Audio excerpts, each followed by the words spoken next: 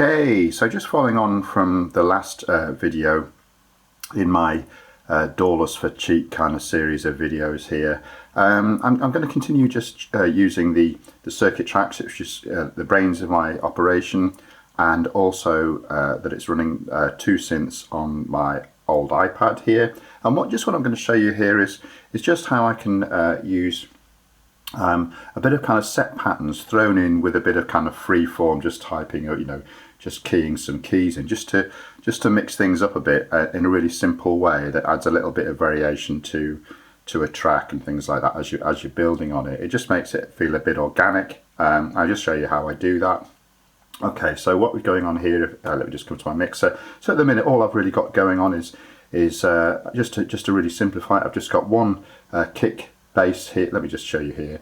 I've got one kick playing through the circuit tracks here, and then I've got a synth playing here and another synth playing as well. Okay, so that's a really simple way of what I'm doing. In terms of patterns, I've got one pattern set up here. There it is. So I'll just show you how it works. If I come into kind of my chromatic layout here and press play, I'm in this one here, and what that really means is I've also got this really simple set sequence here, and I can just throw a couple of things in really.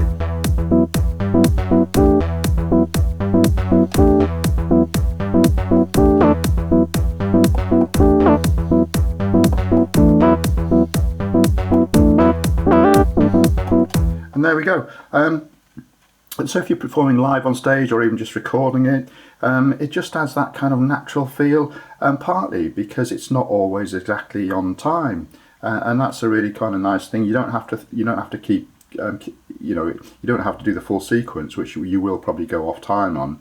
But actually, if when you're playing your notes, just one note occasionally just slightly off time, just makes it feel a bit organic. And obviously, when you're doing that, you can kind of tune, move these parameters and things like that. Okay, so and you can build on that in this way. Let me just show you. So that's that pattern there.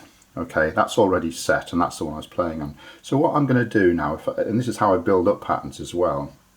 If I come here and duplicate that pattern, so I click on duplicate there, click that key there, and then so that's lit green. And if I now click on the next pattern that I want to copy it to, duplicate it there, and then click again. And that should now that's now written to that one, so that's copied that to that. So if I just click there we go. So what I can now do is if I just come into my chromatic layout here, my MIDI, if I now click record, now I can throw down on a couple of my notes here and it will record into that pattern. Okay, so here we go.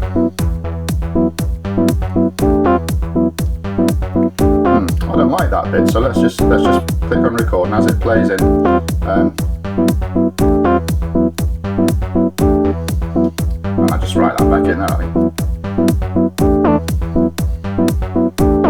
And there we go, it's just written in. I don't know if you saw what I did there, but I'm not going to explain basically how I add and remove notes, because to be honest that's quite fundamental of using the circuit tracks, and that's quite a nice way of just building on your MIDI patterns. So I've got two MIDI patterns there now. Let's just start on that one, and let's just work in a couple more. Let's just as we go along, I'll probably work in a couple of drums. Let's just add the other drum tracks here, patterns. There we go. So we've got the original pattern there.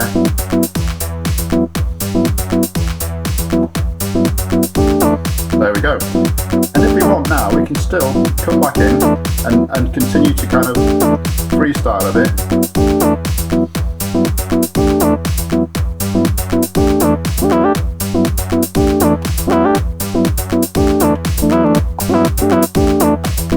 There we go. I hope that kind of clears, it helps explain how you can start to build on things.